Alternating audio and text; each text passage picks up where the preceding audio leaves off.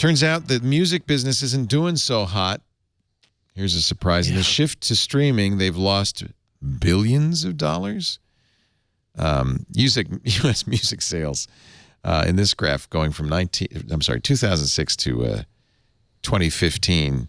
The big drop, right about 2008, just boom, and then flat as physical media disappeared and digital media increased. This is the music industry's sales report, which came out this week. Streaming is up. Vinyl sells a little bit, still increasing, but record sales in general way down. The number has hovered around $7 billion a year since 2010. Very little growth.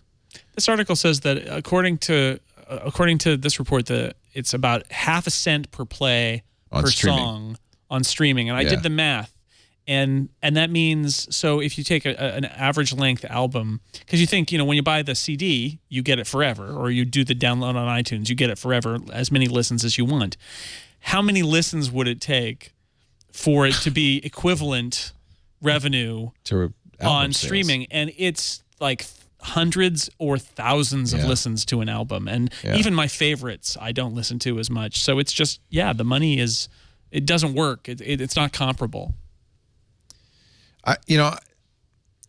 Maybe that era is over, basically, right? Mm-hmm. Maybe that was a brief interlude, much to the benefit of musicians and rock bands. But, that was, maybe it wasn't even 100 years, 50 years. And maybe that era is just over. Mm-hmm. It's sad. It sort of feels like, just giving up. But it's sort of, I hear stories from people who used to work in print media, and I would hear about their freelancing rates. And when they would be sad about what they're getting paid now, I'd be like, guys, I used to write blog posts for $5 a pop. Yeah. And I would never see that sort of world. So you've got independent music production now. You've got all sorts of different ways for people to get their stuff out there. It is going to be interesting to see what this means for Spotify and stuff. Yeah. The positive of it is democratized. Mm-hmm. Yeah. But it also means that the small number of people who are making millions aren't going to do that anymore. Mm-hmm. That's sad. I worry more about journalism, frankly. Yeah. Than I worry about the music industry. Katie, sorry. No, I think that if musicians stop working through record companies and start going to streaming services direct, for example, not that that's going to happen tomorrow or anytime soon. I think the problem with streaming services is that the payments don't make sense.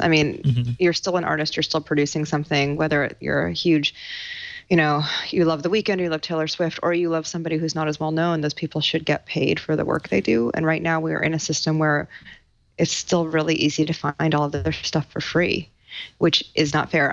As journalists, even though we don't make people pay per story, the stories are going out because of advertising backing it. So it's not free. Right. It's not free. There's no free journalism. There's advertising everywhere. Yep. So I do think that there will have to be something that makes those economics work, where the money that Spotify has to pay per stream is more than half of a cent. And again, does that mean that only Apple can subsidize music or only YouTube can subsidize music?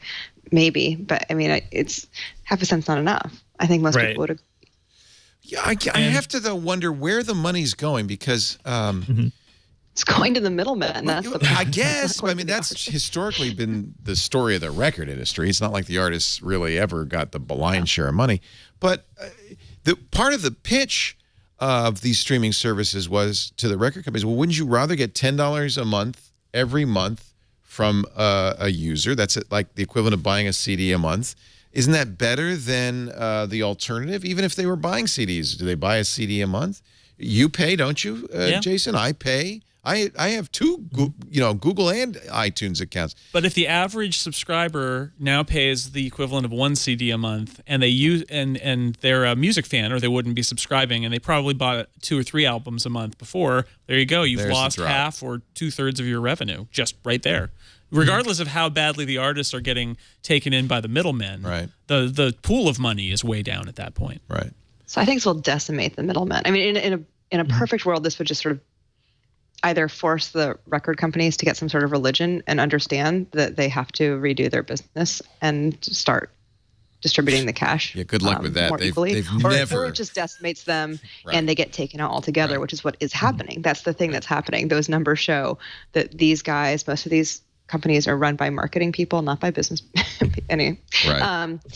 That these guys don't understand what's happening to them, and they don't understand that they're going to be pushed into extinction, and eventually somebody would be able to. I mean, Spotify's already trying to do this. Like, okay, well, we're going to do video and we're going to do music, and we're going to have people come play at our headquarters and record music just for us. And soon, wouldn't it be better if you can work your way out of your 10-year contract with Sony to then just work directly with Spotify? Right. Yeah. And I mean, subscription pricing is really cheap too. Like what Spotify is like, what, 10 or 12 bucks now. I could see those things getting higher and not like losing many subscribers. Should I feel guilty that I pay $10 a month and I listen to the Hamilton soundtrack on Google Play Music instead of buying it? No. That's like a moral dilemma we're all kind of dealing with. But yeah, when I really like something, I try to go out and like buy it, but mainly for like the independent producers, maybe for Hamilton. But also I have a lot of like, the smaller bands that I like. I'd buy their stuff. Yeah. But for a bigger band, no. But that speaks to Katie's point, which is you should go independent, or maybe it was Jason. Yeah. Well, the vinyl thing is funny because we all kind of turn our heads, again, as tech people at the rise of vinyl, but vinyl stuff is priced high. It's often sold direct from the artists to their hardest core fans. And that story says that vinyl revenue was more than artists made from YouTube revenue last year. That's sad. Well, YouTube is another problem, right? I know I look at my 21-year-old and he doesn't buy music. He listens to YouTube. Music on YouTube, and that's free.